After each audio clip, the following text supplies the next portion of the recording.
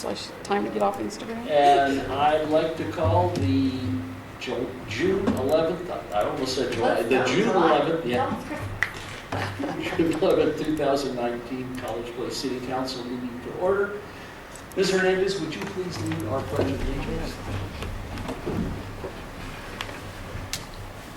I pledge allegiance to the flag of the United States of America and to the republic for which it stands, one nation, under God, indivisible, with liberty and justice for all. Ms. Nyhagen's asked to give our invocation. Dear Heavenly Father, we thank you that we can come and do the business of the city. Lord, give us the direction we need to make the right decisions.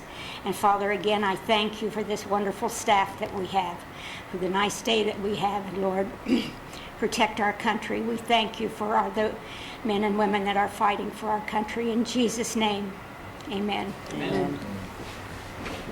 Thank you. Oh, thank you, thank you, thank you. It's now time for our public comment period. Anyone wanting to address the College Place City Council for items not already on the agenda? If you Yes, step just a forward to little the bit. podium, state your name and address. Good. Okay. Seeing no one, the consent agenda is before you. There is an addition to the consent agenda, and that is excusing Mr. Bobbitt. He's unable to be here this evening. So this evening's consent agenda is approving today's agenda, approving council minutes from May 28, 2019, approving the June 4th, 2019 council workshop, and approving the consent agenda as amended. Is there a motion? So moved. It's been moved by Mr. Cleveland, seconded by Ms. Sherman. All in favor, please signify by saying aye. Aye. Opposed, same sign. Motion passes unanimously. This evening, we do have a presentation from the Giza Powerhouse Theater. We have Mr. Dennis Ledford, Mr. Mark Anderson here for a presentation. Gentlemen, the podium is yours. That's fine. Great, thank you. I'm Mark Anderson. I'm Mark Anderson. I'm one of the managing directors of the Powerhouse Theater, Walla Walla. Also the owner of the Walla Walla Foundry here in Walla Walla, a business I'm glad to say has been around now for 39 years. So I have a short statement I'd like to read. We're actually here asking for money, so I hope you're in a good mood tonight. The weather's great outside, so let's see what happens. The Powerhouse Theater is a valuable asset to the Walla Walla community. Last year, 26,288 people attended the theater as patrons or performers for a total of 102 theater shows. In addition, 29 nonprofit groups use the theater to put on events to benefit their organization and in turn their outreach. 92 private events, from weddings to receptions to birthday parties, were held in the space. All told, the theater had a record-setting 235 days of use. The Powerhouse Theater is a community asset which enhances the arts, the culture, and makes Walla Walla a better place to live. A wide range of programming is designed to offer something for everyone. The Powerhouse produces plays like Annie, brings live entertainment like the Seattle Rock Orchestra, shows films from the Royal Theatre in London of Shakespeare plays, operas, and ballets. Local nonprofits use the theater to present shows to raise money to fund their operations. That's just a brief overview of what happens at the Powerhouse Theater. For the last 2 years, we've been working to establish a nonprofit that will take over the theater operations. Currently, it's privately held. And it is our hope that the theater will live long past our lifetime and be a real, true asset to the community.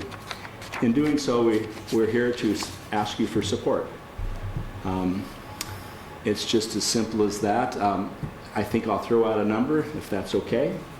We have in turn asked the City of Walla Walla, the Port of Walla Walla, and the County of Walla Walla to be sponsors of the theater, and all three have said yes, as well as the state of Washington.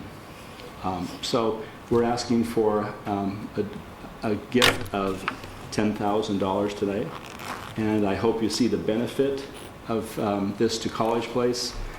We have had several events that are from the university. The Steel Band has rented the theater several times for performances, which I'm glad to say are all sold out. And the high school as well has put on events there to benefit their group as well. And I'm happy to answer questions if you have any. Questions for Mr. Anderson? Ms. Hernandez? Thank you. So ticket sales, how much of the operation or the expenses of the Powerhouse do ticket sales? Ticket sales is about 50%.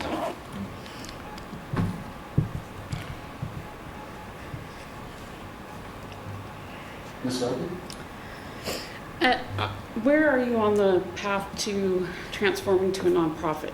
Is the nonprofit set up so that it can accept donations? And The nonprofit is called Powerhouse Theater Walla Walla. Right now, the company is Powerhouse Theater LLC.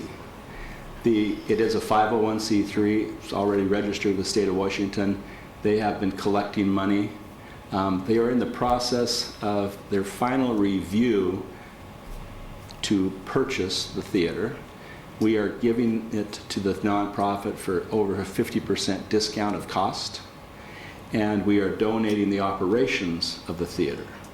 So it's one thing to own the building, but then we have a staff that does a wonderful job, and many of us are committed in a very serious way and will continue to be committed. And so the nonprofit is in the last stages, I think, of taking the reins. It will be an executive board. Already it has about a dozen members, local people as well as some from the outside. But the core of the management of the theater will remain intact. So the management of the theater will report to the board, but it'll be a nonprofit. And when you ask the question about ticket sales covering the expenses, it doesn't. A theater rarely runs in the black. That's the truth. And we have been funding the operations because we see the value of it for our community. Very few small towns like Walla Walla have a performing arts center. And I think we do if I can pat myself and the staff back, we do a fine job of trying to create entertainment and educational and nonprofit events that really benefit a huge cross-section of our population. That's why we have 26,000 people showing up to attend the theater. It truly is an asset for a small town like us. These live cinema is what we call it, from London. There are plays and operas and Shakespeare where the camera is in the theater as these live performances are taking place, highly professional performances, and those then are re-shown in our theater. We have a high-definition projector, a 20-foot screen, a great sound system. It's really like you're being, transported to London, except it only costs you $15. It's not the $1,000 airfare, the hotel room, a few nights eating out. That's the way we look at it. We're trying to enhance the quality of life in Walla Walla. Mr. Peterson? So they ask for these donations now. Is it to bridge the gap of ongoing operating costs, or is it more of trying to get this asset improved to a point of handover, would you say? Or is it? The asset, the building, needs no improvements. It literally is a historic building on the National Registry, the State Registry, and the local architectural registry that's brand new. The electrical's brand new. The heating, the air conditioning, it's all 5 years old. The roof, same thing, it's all insulated. There's really nothing that has to be done to the asset. Speaking maybe to your question, if you so determined to help us out, the money will go into the bank account of the nonprofit. At that point, they might decide at this point to help with some advertising. You know, even though they're not in charge, they might deem to do that to help bring in more people into our community and to make the community itself more aware of the operations. Or it could go into the payment towards the cost of the building.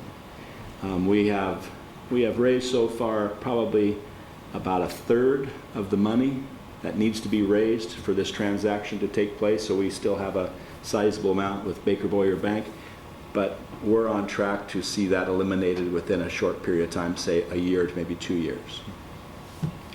Is that Yeah, no. Yeah. I kind of skirted the issue, but it's the best I could do. No, thank you. Mr. Cleveland? I'm kind of curious about your yearly income to expenses and kind of what your overall funding sources are. You mentioned ticket sales, you mentioned some of the government's support. You mentioned The Baker Boyer. operations of the theater is covered by ticket sales and rental events and personal investment. So as a privately held company, we do get some donations, but very little. And the commitments we have so far are really being distributed to the nonprofit, which is just building their bank account. And they, in turn, shortly will then decide how to use those funds. And I can't speak for them because I'm not a member of the nonprofit. Legally, I can't be. So, like I said, a theater doesn't make money, so it's a very logical question. It's like, how do you stay in business? We choose it to make it be in business because of the benefit it is to the community. And both Dennis and I and our wives have been in business in this community for a long time, and we've benefited from living here, and we see the value, and we're happy to continue to donate in order to make this happen.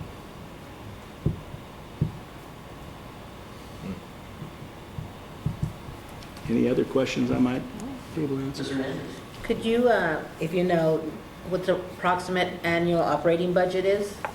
It's around $250,000. Okay, thank you. I'm not an accountant, but I hope I'm close. Only there was someone you could ask.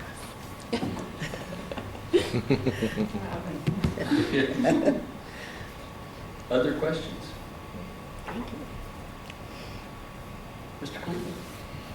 Is this 10,000 you're asking for like a one-time donation, or are you like are you coming back to us annually? I didn't know I could come back, but I'd be happy. Don't give people bad ideas or good ideas. Well, you can always say no. And I say that because whatever you do is going to be a helping hand. And so if you see the value in something like this, then I hope you'll just remember that I hope we were invited back.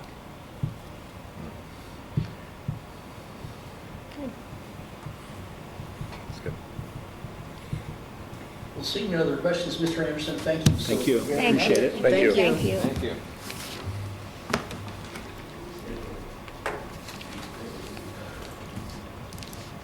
So we do have 5 action items this evening. First of those is utility code revision. Mr. Ristello. Thank you.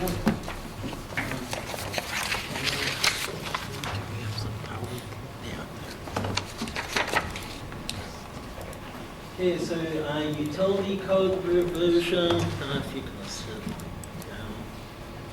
So we split this up into 2 elements. Although we've gone over both several times, the part that is ready is the part that city attorney finally signed off on tonight. Legal review on the other sections that will be done through the next meeting. But for now, the part that's ready for prime time is emergency water conservation code, which is very important because right now we don't really have one. We just have some language that says we can do stuff, but it doesn't say what. College Place stormwater utility revisions.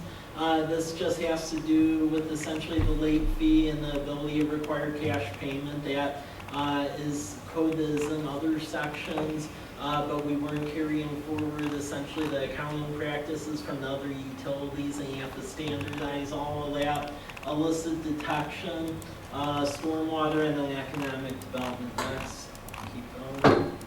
Okay, so emergency, what I did in this proposal, you'll notice that in splitting it into two sections, it's pared down quite a bit. So I removed the language that, in essence, we're keeping the same. I was trying to just demonstrate the stuff that is being changed in certain sections.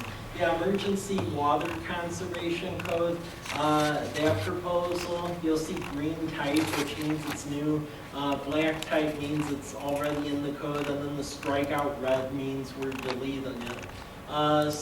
Emergency water, it sets forth three programs, essentially mild, moderate, and severe based on severity. And it sets forth all the parameters in which each one is designated, and then also the medium by which we communicate that, so social media, Westcom, all of that. There's also language about the ability to develop conservation programs.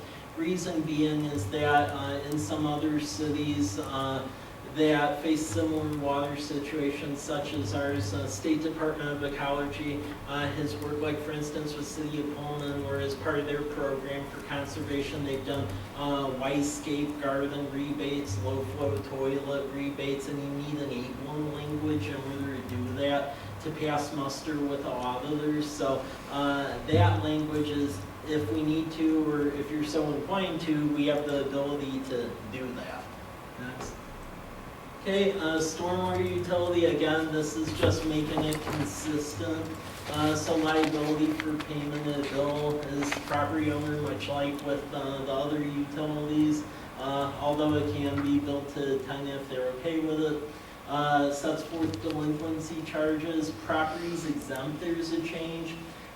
In the initial code that passed last year, we referenced that in essence city-owned roadways and properties were exempt. Now roadways are exempt because that's a conveyance system for stormwater. However, city properties, like for instance City Hall, you can't really argue it's a conveyance system, it's a property. So in essence we have to pay ourselves for the stormwater. It's just one of the fun elements of Washington state finance.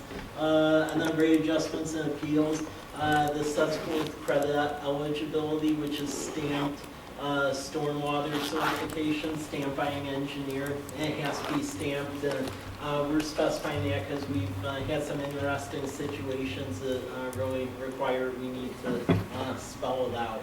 And then the revision to the 090 section, that's just to set forth the RCW language. It ties into essentially the low income rate discount. So that way it just dovetails right into state code. Next. Illicit discharge. We didn't really have a section, we have an area that spells out essentially conditional discharges and what's allowed, but we don't really have stuff that really outlines what's prohibited, and for this section you really need to, so that's what that is. And then animal waste, which is basically if you're on public property and it's abutting a creek, clean up the waste from your dog or cat if you're walking it. And if folks are on private property that immediately goes into a creek or stream, and essentially city staff is there and sees stuff that's leaking into the creek, we have the ability to work on abatement. That's required as part of the state stormwater statutes, and we really need to have it in there regardless. It was in the stormwater proposals from a while ago, but it was overlooked, so now that's in there. And then Economic Development Infrastructure Program, I would say unofficially, this has existed for years, but it was like on a case-by-case basis. Like, for instance, one could argue like Commercial Drive was a manifestation of this, but there wasn't really a set forth process. So this just says that there needs to be a return on investment, commercial industrial, because as we know for commercial and industrial, basically for every dollar in tax money invested, you get $1.40 back, so it's net profit to the city. It sets forth project information and things we need for consideration, and also figuring out where revenue will come from. And it sets forth the process where initially it's presented to Economic Development Commission for review, and then they give a recommendation, and then it goes to City Council. It just sets forth criteria from which everyone can really gauge how it goes through the process, whereas before it was done at very much on a case-by-case basis. So, next. And then that basically is a summary of the stuff in this iteration. The water and stormwater edits, they all be coming the following meeting because Reed just wasn't able to complete legal review on the full thing. So we're doing this in stages because economic development, especially water conservation, is very important we get something in. Questions for Mr. Rizzatello? Good presentation, thank you. Seeing none, is there a motion? Mr. Peterson. I move to adopt ordinance number 19-015, which revises language in the Title 13-Public Services of the College Place Municipal Code. Second. It's been moved by Mr. Peterson, seconded by Ms. Nyhagen. Any further discussion? Seeing none, all in favor, please signify by saying aye. Aye. Opposed, same sign. Motion passes unanimously. Thank you very much, Mr. Rizzatello. Mr. Ricard, Banner Code. Yes, you can just put up yeah, that one. I think.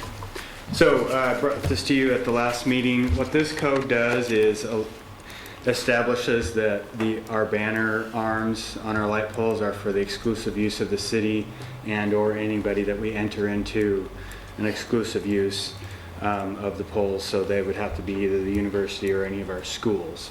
The purpose is to advertise community events. So it could be a spirit campaign that one of the schools might be having going on, or special events at the schools. But it puts in place a process to do the permitting and get those banners up on our poles. There was very little changes that I made from the last time this went through, some minor grammatical stuff, and then Ree had a chance to go through it with a fine-tooth comb and had some minor correct changes and additions here and there. So, any questions? Not about this, but I had somebody call me this morning and said on College Avenue, there's no banners at one end. Is there a reason for that? There should be. There are some arms that are missing some banners. Okay. I've noticed that, and I'm not sure what's going on there. I didn't mean to bring it up at this Yeah. time, but they called me this morning and So, I guess Mike can just... Reason being with the missing ones is at the time when they were putting up the banners, there were cars parked underneath those okay. arms. Okay. So when they have a chance, when there's no cars under them, they will get that up. I was surprised and pleased that somebody noticed. That's Yeah. wonderful.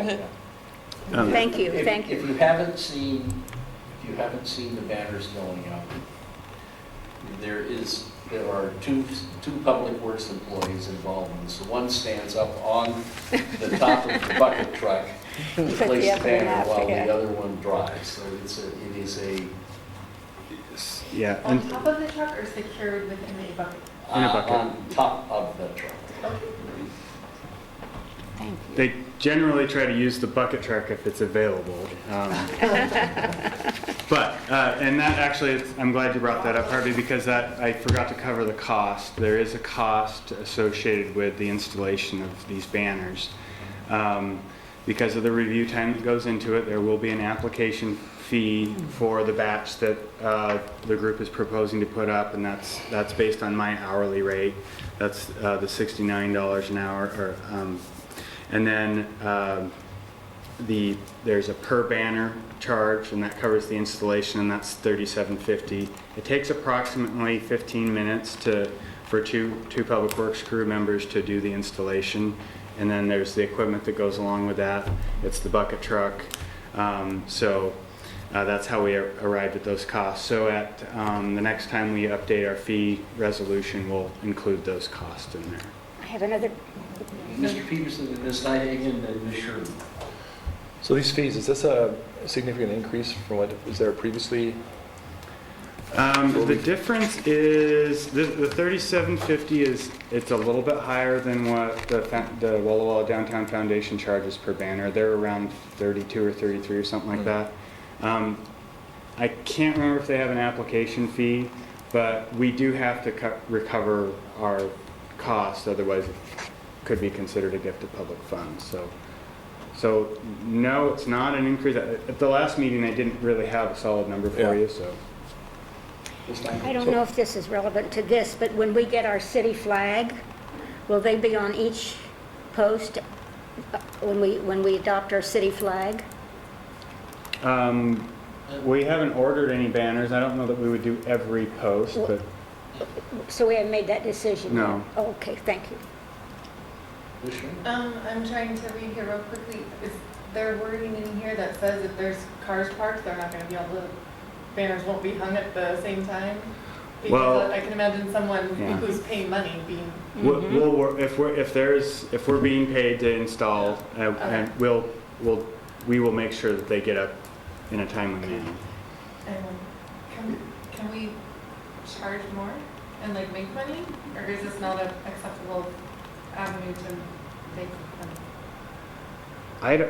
I think at the fee rate that we were charging, Looking at Mike's face. I don't believe that we would get many takers. I just want to see if it could Well, get interested. well, it isn't just that, but I mean, I also know from grad school, there's a couple of court cases out of Oregon and a couple of other states where I would be very hesitant to go that route. We can recover our costs, Exactly. but with most city services, we can't make money per se. Ms. Sullivan?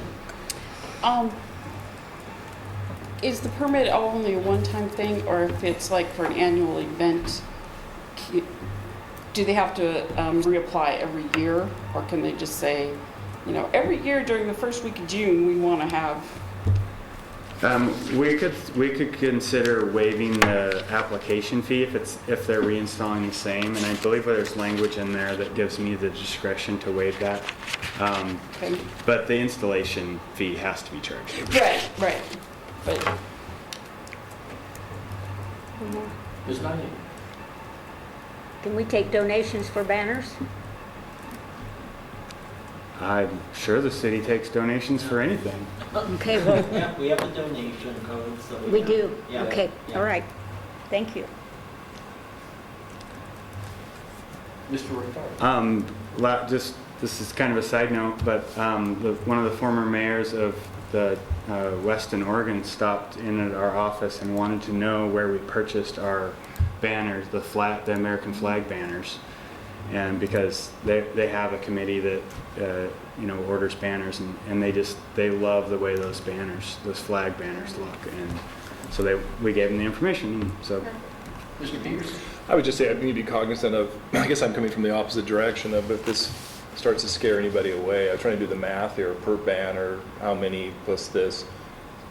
They're purchasing to create their own banners, obviously. yes, And so in addition to that, there could be $1,000. yeah, it depends on the type of material. I mean, our flag I don't mean the construction, I mean banners the were like installation of these. $5,000. Right, Yeah. okay, So it's a commitment on their part right. to do something like that. Which is, yeah, not all bad either as far as that. So one last quick question. The wording of this, in the past, have you guys ever been approached by anyone wanting to put something up that you felt was questionable? Or I know we're trying to head off or give, I have not been approached by anybody to Yeah. use our banners other than the university. But I don't. I wouldn't say the folks I've been approached by were questionable. It's just they approach me about the banners, and typically cities that have a program like that have something in place. That's why I've been. Yeah. Actually, to tell you the truth, because this was originally the only time I first got hired here, I completely forgot about this until I had someone reach out to me, and I was like, oh, we don't have a process for No, that. Yeah, So, it's all good. yeah. Thanks. Ms. Hernandez? All right, I'm going to follow up. What is the process if we feel somebody's asking to put up something questionable? Yeah, the code addresses, it says that you can't have anything that's lewd and obscene. I would review them. If I thought it was questionable before denying it, I would take it to Mike and say, hey, and Mike would probably involve the mayor, because that's why the code, there's explicit language in there that states that, don't purchase your banners before you get approval. If you do that, you're on the hook because you could get denied. Because we need to have an opportunity to review them to make sure they meet our standard. Thank you. Any other questions? Is there a motion? Ms. Selby? I move we approve ordinance number 19-016, adding chapter 12.32 banners to the College Place Municipal Code. Second? It's been moved by Ms. Selby, seconded by Ms. Hernandez. Any further discussion? Seeing none, all in favor, please signify by saying aye. Aye. Opposed, same sign. Motion passes unanimously. Thank you, Mr. Ricard. Mr. Gordon, acceptance of the Transportation Improvement Board Complete Street Award for the 4 Bikes project. Thank you, Mayor. So back in 2017, early 2017, we passed our complete street ordinance, and that has had a return of about $500,000 in the form of a TIB grant that has come our way. However, we're making history tonight because as we requested one project, Mike Brad wrote up a request for Cedar Street. It's come back as a different project on the basis of a preference by our agency, our funding agency, Transportation Improvement Board. And they came back and said, we would rather see you finish off your cycle track from Davis to College Avenue. And so we said, well, we'll approach the university and see if we can get the right of way. And come the end of last month, they came back and said, yeah, we'll do it. So we have a project before us. It's the completion of the cycle track you see on Academy and 4th Street. Now it'll be continued. If we move forward with this from Davis to College Avenue, it involves sidewalks. It also involves street lights at about half the spacing, or double the spacing, I should say, as what we see on College Avenue, all the way down. The grant application, as Mike, or the scope of work as it was agreed to, is actually for it to be between College Avenue and Davis, which is right near the gym. However, it can be extended all the way down to Academy Way, and then, depending on how far the money goes, on Academy Way all the way up to Whitman. Okay, so that's a significant project. We would be looking for widening of the sidewalk panels on the south side at a minimum, in addition to the cycle track, so we can get the street lights in, and extending that if we can all the way down 4th Street, and possibly we would also have the street lights on Academy Way. So it's exciting. It's not the project we asked for, but I think the university, as they look at it, they realize that this is a once in a lifetime opportunity to actually have somebody find those beautiful lights that cost a mint. So this is before you, and if you choose to move forward with it, we'll have a motion to have the mayor sign a couple copies for us. And then at the next meeting, we would probably come to you requesting the authority to go out for proposals and get an engineer on board so they can finish up design and move forward with construction, hopefully next year. Questions for Mr. Gordon? Ms. Shirley? I'll make a motion to adopt resolution 19-023, which authorizes the mayor to sign the Transportation Improvement Board grant agreement for the 4 Bikes project. Second. It's been moved by Ms. Sherman, seconded by Ms. Selby. Any further discussion? All in favor, please signify by saying aye. Aye. Aye. Opposed, same sign. Motion passes unanimously. Mr. Ricard, Northwest Code Professionals Contract for Building Inspection Services. Yes, Northwest Code Professionals, they do inspection services for the city of Pasco right now. And because of our busy construction season right now and additional plan reviews for the remainder of the construction season in the summer, for that 180 unit apartment complex that we have going, our building department is extremely busy and they're having a difficult time keeping up with the plan reviews. So Larry Bowman, who has been managing most of the facility stuff around here lately for the projects, remodels we've had going on, which has been very busy, we've had a break in one of our projects, so he's been able to provide some coverage in the last couple of weeks to allow Scott to be in the office to do some plan reviews. But both of them continually hit the ceiling for the amount of vacation hours they can accumulate. So if they don't use it, they lose it. That's the policy that we have with vacation hours. So they're at the cap continually. So they're constantly juggling between the two of them to keep up with the workload and make a 3-day weekend, swapping back and forth so that they can still earn their 13 hours of vacation time every month. So what we're asking is that you approve this contract with Northwest Code Professionals. We have a similar contract with Safe Built that also under that contract can provide inspection services, but they don't have an inspector in the area. So the costs were very similar, so it's not like we would be seeing an increase in the difference from the two contracts. But we're expecting, so we'll get coverage three days a week, Monday, Wednesdays, and Fridays, which works out great. So Scott and Larry can alternate on Mondays and Fridays off. And we'll have sufficient coverage for inspections. Scott will be able to be in the office on the days that the inspector's here to continue to get those plan reviews done. And we're estimating with travel and depending on how much we use them from, if this contract's approved, through probably September or possibly October, depending on the construction season, somewhere around $40,000 to $45,000, which is, there's no way we could hire somebody for that amount of money and get the same type of coverage. Scott has had a number of conversations with Pasco, and they're very pleased with the inspection services that they get from Northwest Code Professionals. So with that, if there's any questions? Mr. Peterson. Who authorizes when to engage with this company, or is it going to be a set schedule? We're still working out the schedule, but So it'd be defined, they'd be here every week, Monday and it would Wednesday? be based on our inspection loads. So we require 48 hours notice for inspection. So Friday before Monday, we would know what the workload would be on Monday. And we still have to work out some of the details, but essentially if it's approved through the season, we will likely have them here 3 days a week.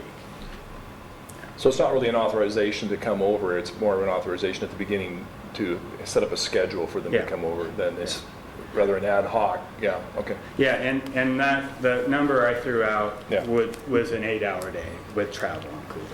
Ms. Hull? Well, first off, I think this is a really good idea because people need vacation. And secondly, sort of related to this, what's the best way to sort of keep track of development projects that are going on in the city? Because I keep always getting surprised when people are like, oh, well, that 12, apartment house. And I'm like, what? So. Well, I do provide a monthly report that has brief descriptions of the projects that we have going on. Of course, it's always delayed. you're more than welcome to call me. We do post projects on our website when we larger projects that are going through a plan review so something we could probably do better at, but it's difficult with the lag from when we Yeah. receive applications and when they're completed. Yeah. Well, and I don't want it to be extra work. I just, where should I be going to look? So I'll do a better job of looking for your lists. It is. So I've seen it sometimes, but Yeah. It's always available, now that I said it, it's usually always available. Sometimes I miss the deadline, but It's usually always available on the agenda for the last meeting. But that is, there's a lag. yeah.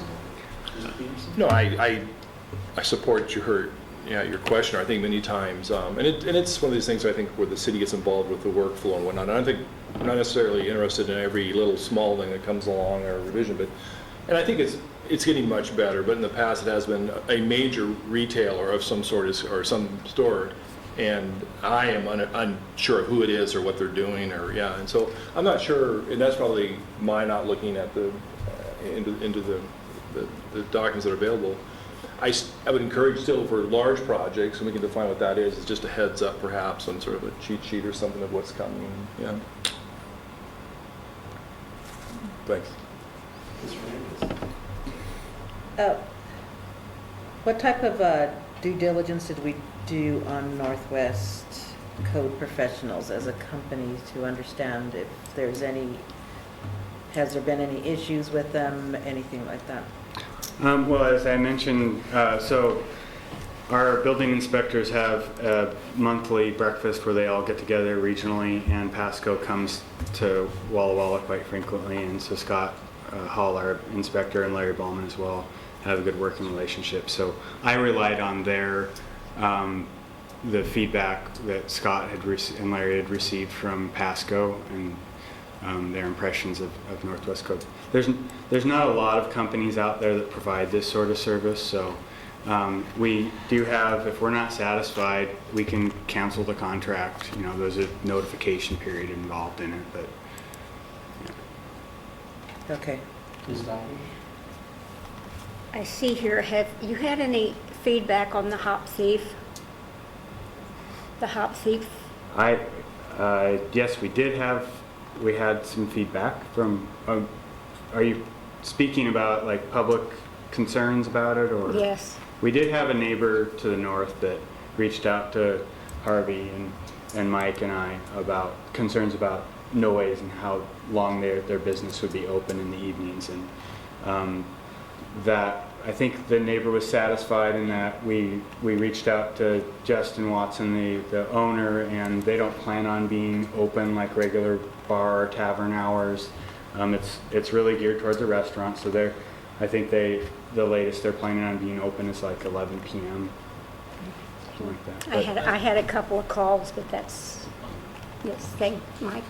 Mr. Rizzatello? And I would just add that topic was taken up by Economic Development Commission a couple months ago, and they thought, and even from people who were at the meeting, they thought it was a good thing for College Place, especially considering we've had a chicken and egg game down in Meadowbrook about the hotel, and the hotel comes first or the restaurant comes first, or vice versa, and neither one was ready to go before the other.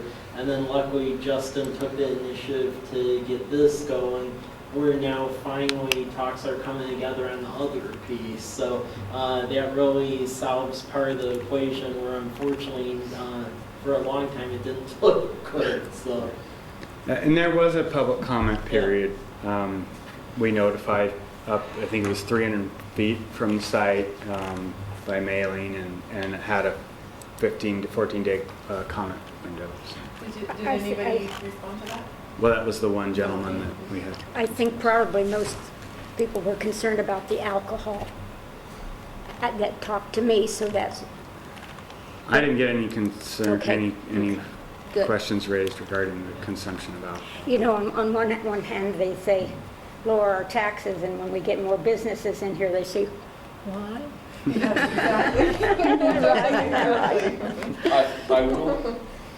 I'll ask Chief tomorrow, you know, we do have, there's the restaurant, the Happy Wander on 12th Avenue. Has that created any particular problems for you all? Not all, sir. Good, good. Side note on Hop Thief, I know we're talking about you right now. Did everybody read the article in the UV about it? About just it's a different type of business? I think it's just probably good for us to know. I think it's going to be a great addition to town. Sorry. Well, they don't have to go. If they don't want to go there, That's exactly true. right? And it is a restaurant. That's right. That's right. Thank you. Any further questions for Mr. Rickard? Is there a motion? I motion to authorize the city administrator to contract with Northwest Code Professionals for inspection services on a as-needed basis by the city. Second. It's been moved by Ms. Nyhagan, seconded by Mr. Cleveland. Any further discussion? Seeing none, all in favor, please signify by saying aye. Aye. Opposed, same sign. Motion passes unanimously. Chief Tamara, Special Investigative Unit, Memorandum of Understanding. Good evening. So I'm coming for you to seek approval to sign an MOU with the Special Investigative Unit. With the passage of I-940 and lack of investigative resources for officer-involved shootings and serious criminal incidents, we would like to enter into this agreement to utilize the Special Investigative Unit. It's managed by the Kennewick Police Department to conduct investigations upon our request. And Lowell PD and the Sheriff's Office have already signed an MOU with them. We're seeking this. They have the expert knowledge. Typically, there isn't a cost associated with it. We can also offer up our detective for anything that they may need help with in exchange for those services. They're very good at what they do. They investigated the recent Walla Walla Police Department shooting. We need those resources, and now by law, we're required to seek those resources. Ms. Sherman. So when I was reading through this is a resolution from 2016 when it looked like when Walla Walla signed on and the county, so College Place didn't choose to participate in that time. I mean, obviously you weren't here. Yeah, I don't know what I know that I've actually tried to get an MOU with them since I've been here. Okay. And it's just an overwhelming call for service for them. They've been very busy with that. And obviously with the passage by 940, they've been kind of pushing it a little bit more. We are going to be the last agency to sign on with them because they can't continue to be doing more than that. But since they're already coming to our wall, they've agreed to accept us. So I think it was more of, hey, we really don't want to do this. We don't want to do this. But developing a partnership with Chief Former and Kelly Police Department, and I think that they've just finally come to a very good. Thanks for pushing. Ms. Hernandez. Oh, so will this be, how can I word this? Well, on an as-needed basis, obviously, but is it a contract for, or is it per use kind of thing? So is there a flat annual fee, or is it a as we need them? It's just as we need them. There isn't any contract for annual fee. I guess my thoughts are if something was to continue a long-term investigation, there would probably be an agreement between myself, Mr. Rizzatello, and the agency, the department's doing that. But right now, it's the fee. Okay, thank you. Other questions? Is there a motion? I'll make a motion to authorize the city administrator to execute memorandum of understanding with Special Investigative Unit Services managed by the Kennewick Police Department to conduct investigations when appropriate. Second? It's been moved by Ms. Sherman, seconded by Mr. Peterson. Any further discussion? Seeing none, all in favor, please signify by saying aye. Aye. Opposed, same sign. Motion passes unanimously. Thank you very much, Chief. That ends our action items. We have some administrative reports. Chief Witter, entry-level firefighter EMT position.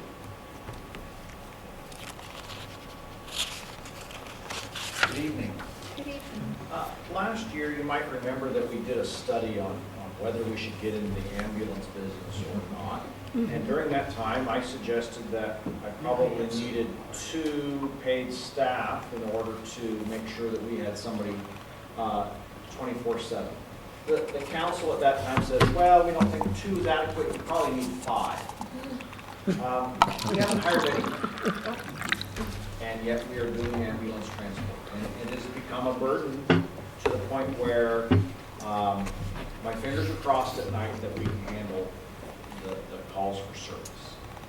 I didn't want to really burden you with a lot of statistics and numbers and all that tonight.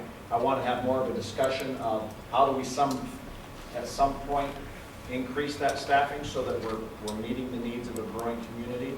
I know other departments in the city are short-staffed as well. I'm not trying to say we are unusual in that.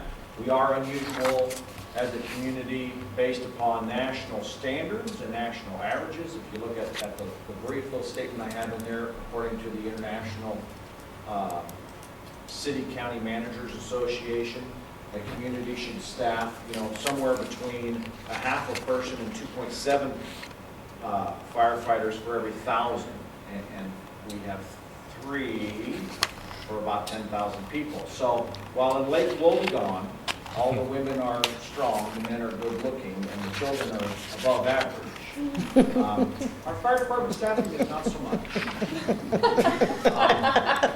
Present company excluded. Well, just the staffing quantity, not quality.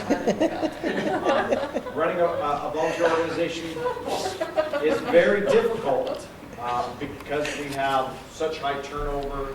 There's a lot of training that occurs. Currently in our resident program, it would have gone better if you hadn't been there. He'll remember. I know, it's fine. Forget everything. Currently, we have 3 EMTs that live at the station, 1 per shift. Our agreement with the other agencies in our valley is we will take the first 2 EMS calls before we ask for help that are BLS, or basic life support level. To do that right now, the second unit goes with a first aid qualified person, and an EMT comes from home, which does cause a delay. I'm trying to figure out how do we get to the point where we're better at that. We are getting revenue from the ambulance. I don't want to say it's all doom and gloom. That revenue right now is we are transporting about 41 people on average every month. We charge about $650 plus mileage. If we said we got half of that back, easier math is to say I got $300 back times those people, that's about $12,000 a month in revenue in return. Obviously that takes time. If you've ever dealt with insurance and all that, it's not immediately coming back to us. If I say 12,300, it's better because if I do 12 times 12, then it's a religious number and I don't want to freak anyone out. We don't do that. So I've never heard religion in Lake Wobegon given in the city. Unless you're talking about Lutherans, you're welcome. We'll talk about ketchup later. There's a few of you that watch that or listen to that. So, I don't believe. Yeah, probably. We get it. So Chief, where are we going? So, what I'm hoping is that we can come up with some sort of plan together of, allowing me to hire 1 paid person based upon where I'm sitting at in my budget, where revenue is coming from the ambulance, to start this person sometime in July. I believe I have the mayor's support, I have the city administrator's support. They're the ones that told me to stand up here and not tell bad jokes. Sorry about that. That's just an extra one. Sure, and then Mr. Peterson. So this $12,000 that you are earning, what are we doing with that money? Like, is that money that we can use to hire someone? Yeah, so I'll provide the financial perspective of this. So far the 12,000 came in, and working with this with Sarah as far as what's outstanding in accounts receivable. There's about 107,000 outstanding that's gonna be coming in. 97,000 of that would be in current status where we think there's potential of getting it. So we are getting money from this. We weren't adding staff before because we were unsure essentially of the revenues coming in because it varies place to place. To be frank, in Colfax, we ain't got anywhere near that. So from a revenue perspective, it is pretty good. So we, Sarah and I safely believe that we can hire an additional firefighter. As far as additional revenues, and David's going to be working with us on this, but by October, which will be around the 1 year mark that we will have done the ambulance, we'll have the ability to pursue that ground emergency medical transport pass-through money contraption from the state, which is really confusing, and yeah, I'm not going to get into that, but we'll be getting additional money that way because Pasco has. So we can only get one for $12,000 a month. I'm in the wrong well, point of work. So I'm a very conservative person. Okay. Yeah. I need to make sure that enough revenue is coming in to replace vehicles if they break, Sure. equipment if they break, uniforms, supplies, a buffer. Okay. Yes, you could say go hire 10. Right, okay. I just Yeah. want to understand. Well, and we still have quite a bit of that incurring, and the money's just started trickling in. So based on the money that we're starting to get, we feel safe that we can definitely hire the one. I believe we can hire more than that, but we just need to establish a bit of a trend line so we actually know the revenue is coming. Because right now it's too early on to predict that the trend will hold. So, That makes sense. Mr. Cleveland and Mr. Peters. So it sounds like also in the works then, we ideally like to hire another person. Do we have any idea, in addition to this one? Like, it sounds like, we need more than two probably. yeah. But what would be the timeline for figuring out when it would be economical to hire a second? As far as the second one, I would at least like to see another 2 months of the revenue just to understand what the trend line is. If we're definitely doing super, I would say after a month we could entertain that conversation about another one.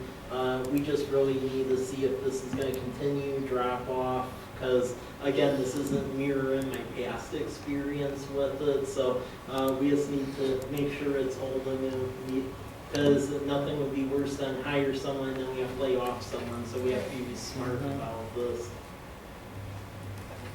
So you're saying like a month or two after we hire this one, or you mean after a full year has gone by? No, a month or two after we hired this one, because I believe if we have another 2 months, that'll almost be a quarter, and you can see essentially where the trend line is going.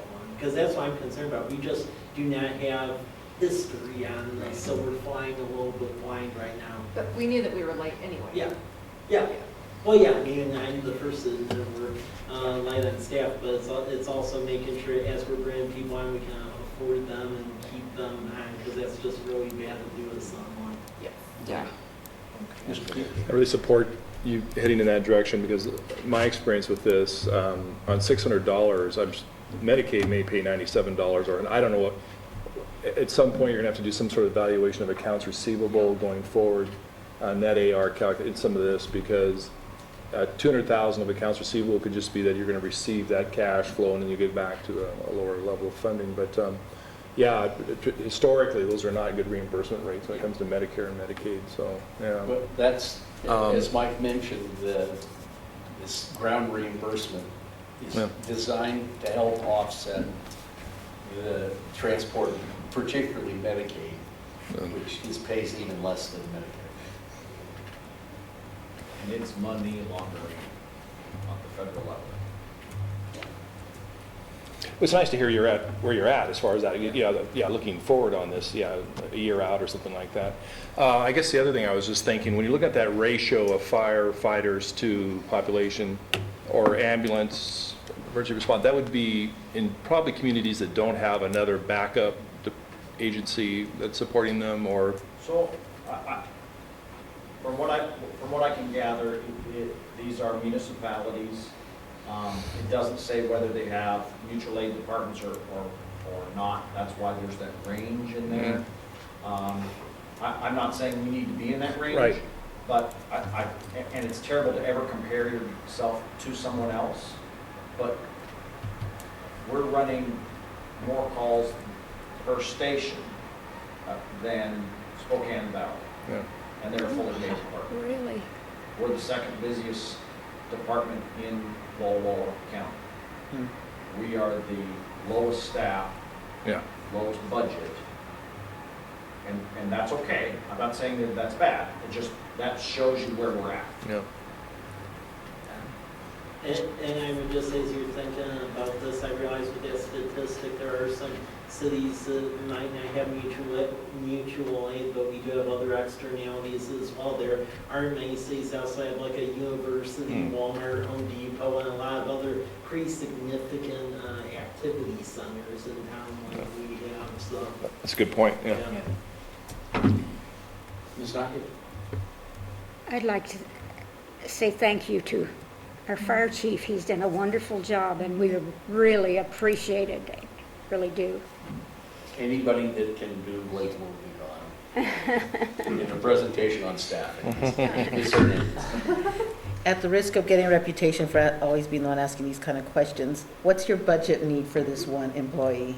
So I believe this is going to be absorbed by revenues that have been earned, that I'm not asking for a budget Really? increase from current expense. No. Oh, good. So currently, That's So you sure you good. just want one? I'm not saying that. For right now, just to.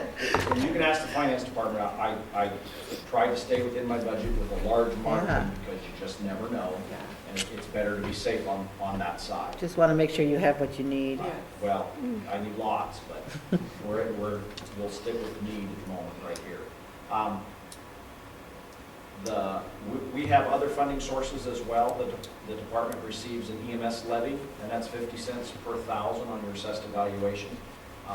Currently, we receive more than is earned within the boundaries of College Place, just by the way the formula works and how that money is divided today. We also earn money by going out on state mobilizations. Through that state mobilization program, we will be hiring, starting July 1st, 3 temps to work 12 weeks so that we have more summertime staffing here because we're usually short because the university's out. They also will be available to go out on state mobilizations and give us the opportunity for our equipment to earn more funds to fund more temps for next year and hopefully start a cyclical process. Well, thank you for your work. My pleasure. Thank you, Chief. So I'm hearing I should bring this back to the next council meeting for you to vote on the position. Yes. I agree. Yep. Yeah, because it Absolutely. is a new position. Unless you'd like to make that more than one. I didn't get that. No, you tell us how much it's gonna, I think, why can't Well, we I- have the- we just need the numbers on that and like some kind of information from Sarah, right? That shows, and Mike and I confidence. think the one is a good start, and I think I'm hearing good progression. I think bringing on more than one right now might overload my current staff and getting them trained and on shift. That's fine. But our paid staff, starting in July, as soon as the new person comes on board, I will have one paid permanent person 24 hours a day, just so that I have that extra EMT at night to help relieve that burden. The next additional that we add to that would be so that I can get my training officer off of that shift rotation so he can be there to train all the shifts. Right. So that's the thought process of where we're headed. Great. Thank you for your support. Thank Thank you. you. Mr. Gordon, stormwater permit. Thank you. That is an awfully tough act to follow. Where's Newberry, USA? What? Is that the Andy Griffith? That's show? Andy Griffith. Okay, so I helped Newberry, and that's the best I can do. Anyway, that was very entertaining. We have before us an informational item here on the stormwater plan, just to recap where we've been on that. In 2017, mid-2017, we hired parametrics, if you recall. we've been under a mandate from Ecology to get our act together as far as compliance with the MDES Phase 2 permit. And so we did a rate study, and we also established a utility. That was on September 25th, 2018, a year and a few months later. And then in January, we started implementing our stormwater rates, and that has actually been a relatively smooth process compared to what we were really expecting. It's pretty tough to get used to the new utilities, but it seemed to have worked pretty well, and we've been pretty pleased with the response. Since then, we have had 2 employees come on board without reports directly to me. In fact, today he was out with Hayden Homes and the association at Homestead doing a review of the stormwater ponds. So he's getting engaged, and he's actually helping out on a lot of fronts in the engineering side. So that's been very helpful. We've also placed an order for a street sweeper, and we have a $25,000, I mentioned this earlier, $25,000 grant that we've applied towards that, and hopefully we'll be reimbursed for that. The latest and the greatest on this particular effort is that we had about a $170,000 grant originally. Actually, it was about half that, and they gave us the other half. And it's a little bit of a confusing effort for a while. But we have our stormwater report is nearly complete. We have a draft complete in our hands, have had that since May 7th. We're reviewing it, Ecology is reviewing it as well. When we are done with this, this will be the report or the study that we kind of proceed forward with as our planning document, basically. We're almost done. Parametrics also has a few other deliverables that we're waiting on. Most of them are GIS related. One of them is what's called a notice of intent. The notice of intent is actually what you submit to Ecology to say that you want to be underneath the permit and be covered by their permit. And we've been told that their draft permit for us says that we have to apply for that with a notice of intent within 30 days after the effective date of the new permit, which our understanding is July 31st. So we have effectively right towards the end of August to submit that notice of intent. Our original intent was to be done with this project by the end of this month. Ecology contacted us and said, hey, we've kind of messed up your funding sources, and we need to balance our books correctly and get it all right. We're going to need some more time. So they actually asked us to request an extension of time for 6 months, which hopefully won't take that long. But we went ahead and made that request, so we are extending our agreement for funding for 6 months, mostly to help figure out what's going on with the finances on their end. But our intent is to look at parametrics to basically still be done by the end of this month or very soon there. Because to be quite honest, it's been quite a laborious effort, and we're ready to move on.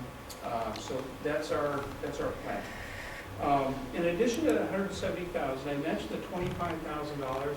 They Ecology just waved the flag one day and said, we have another $25,000 for you. And so we accept that money and told them we need to take it, but we have to spend it before the end of this month. So we're going to go ahead and apply. We've already ordered a street sweeper. We're going to apply $25,000 towards a street sweeper.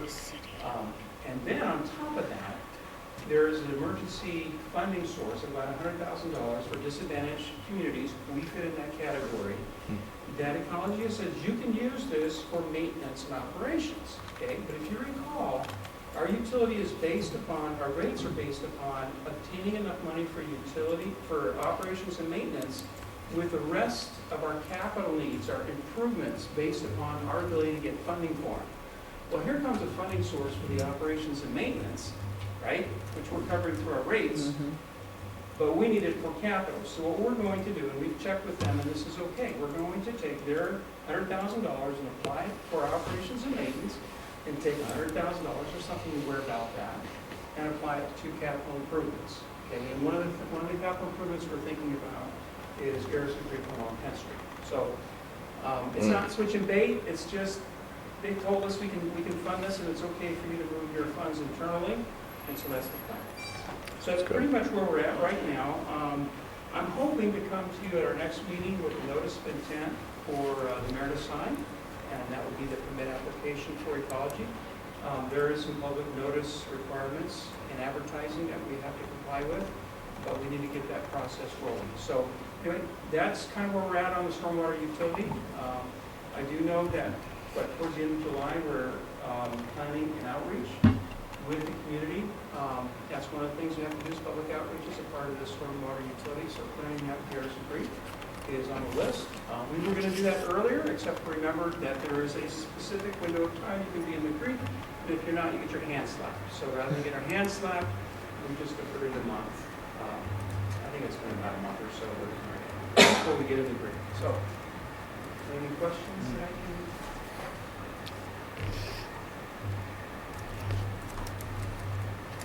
Moving along then, Sounds good. 6-year transportation improvement plan. Yes, every year for June 30th, we are required by state law, RCW, to submit a 6-year transportation improvement plan showing what it is we have that we're planning to do over the next 6 years. That's updated every year. So this one extends from 2020 to 2024, 2025. And you have the list on there. I'll let you take a look at it. There are a few changes.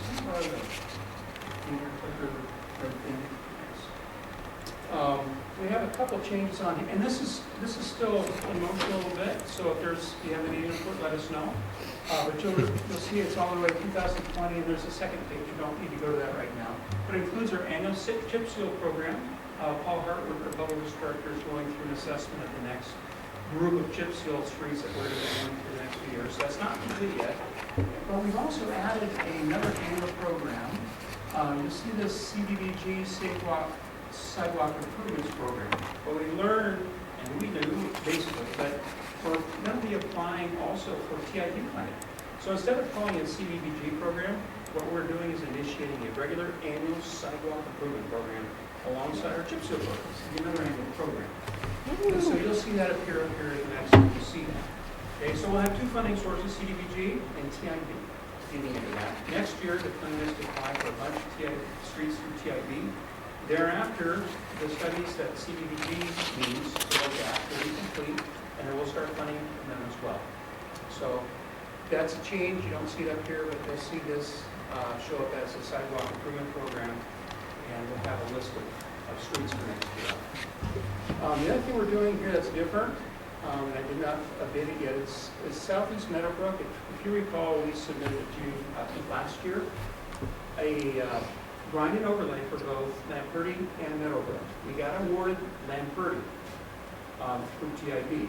So in order that we don't lose momentum, we're going to resubmit the same application for that part we were not awarded, which is Meadowbrook, right in front of Walmart, okay, to complete that grind and overlay. So that's a change here. We have this divided up into 6-year, 10-year, and long-term programs. If you could maybe go down one, thank you. Okay. Oops, I'm sorry, I think I did that. So you got 10-year and long-term program. We have 3 tiers, 6-year, 10-year, and long-term. But we also have language at the bottom here that says that we have the discretion as money becomes available. If we have a funder who likes one of the 10-year projects and they really like it enough to fund it, we're going to move it to the 6-year plan. So that's kind of how we've done this. We've done this for several years this way, and it's worked well. That's pretty much what I have for tonight. If there are any questions. Mr. Cleveland. What kind of improvements would you be looking at for the Safeway sidewalk or Safe Walk sidewalk improvement? I'm sorry, say it again. What kind of improvements would be made for the sidewalk program? Are we talking about addition, adding curving? Are we talking about replacing damaged ones? Like, what's the primary focus of it? All the above. Okay. Anytime, generally where we have gaps is where we're really focusing. The TID program, and Mike, you can speak to this maybe better than I can even. The CDBG has, and you've seen the applications with all the areas that we're planning, generally speaking, to address. There were some that did not seem to quite meet the threshold for CDBG as well, and we've taken those now, and we'll be submitting those to TID. Just to clarify that, the problem with Community Development Block Grant is that since as a city, we don't meet low moderate income threshold where you could do citywide, the only way we qualify for it is that there's 2 census block groups, 9203.2 and 9203.3. And those straddle College Avenue basically from the top of the hill over over by 13th, all the way down to Rose Street, both sides of College Avenue. And those are the ones that we can put in grant applications for community development block grant program. The other situation with the CDBG money is that if a street straddles block group boundaries, you still can't put in for funding, because then they're arguing the people who aren't in the low-income block group, even though they just live right across the street from the low-income block group, that they would benefit. So like, for instance, the street I live on, Birch Street, is a victim of that, because the block group line actually goes right down the middle of Birch Street, and then at 12th it dodges to Broadway. And Broadway and Birch, that's why we can't go after the CDBG funds for those, because it straddles a qualifying and a non-qualifying block group. Ms. Selby? I would like to talk to you at some point, since I see that 10th Street from College to the dead end is on here, because living down there, every time I drive on 10th Street between College and Bade, I look at, is there a way we could do stream restoration there? And I think there might be, if we made it not a through street anymore, which I think would also improve traffic safety. So I think we should chat about that.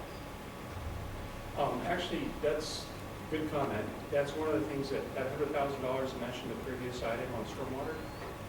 We are looking at street restoration as a part of that. So those comments would be welcome. I'll take a look at that. And then also, I neglected to mention that we will take this to next meeting as a hearing, followed by an action item. Other questions for Mr. Gordon? Mr. Rizzatello? One thing I just want to add too, because some of you may be questioning why this is showing up, that when in December we passed the capital facility plan, and one of the irritating things with the state revised codes is that basically you have to pass both. So capital facility plans are for the overarching city budget for the cycle, but then the Transportation Improvement Board, Community Development Block Grant Program, Public Works Board, they actually request a specified transportation improvement plan. They have the title of TIP to actually be passed separately around June of each year. But it's basically the same thing, except you pass it twice. So. Thank you, Mr. Rizzatello. Any further questions from Mr. Gordon on this? If there are none, water system plan. Thank you again, Mayor. Every 6 years, at least in the past, municipalities are required to update their water system plan. We've already met with Ecology and kind of a pre-meeting on here. They approached us and requested a meeting with them about 2 weeks ago. And they mentioned that actually in the future here, they'll be looking at a 10-year window, so that if we can provide enough information, they allow us to wait for 10 years until the next update. This will be, I think, a particularly important update for us. We're looking at some expansion in the city. We're looking at having a couple new wells online. We're looking at aquifer levels. We're going to be looking at how much we can grow on the basis of the water. It's going to be it is supposed to be a comprehensive water planning effort, especially if we're looking at a 10-year horizon of even that much more in depth. So we're actually doing a lot of that work right now as a part of economic development to the south. But this will dovetail in that, and we'll be working with our planning department as well to kind of make sure that our boundaries for a water system planning effort match what we're looking for in terms of economic development. It's really pretty much all I have to say right now. We will be coming back to you to request the ability to go out for a request for proposals, so we get a consultant on board and begin planning the effort. Sounds good. Questions? Thank you so much. Well, if there are none, we're done with our administrative reports. We have no informational reports, but we do have an executive session scheduled. I'd like to dismiss the All these things planned for the 5-6 years, and individuals in the Jesus is going audience, to come before. the two chiefs, our Wonderful. firemen, and Mr. Ricard, Mr. Gordon, and any of the public that's there, so we can go into executive session to consider the selection of a site or the acquisition of real estate by lease or purchase when public knowledge regarding such consideration causes a likelihood of increased price. Mr. Ristello, could you close the doors, and we'll be in session for, do you think 10 minutes, Mr. Ristello? Oh, should be just 5 minutes. Okay, so if we need to, it is 8:20. We'll resume, we'll go to a public session at 8:25 unless we need to go further.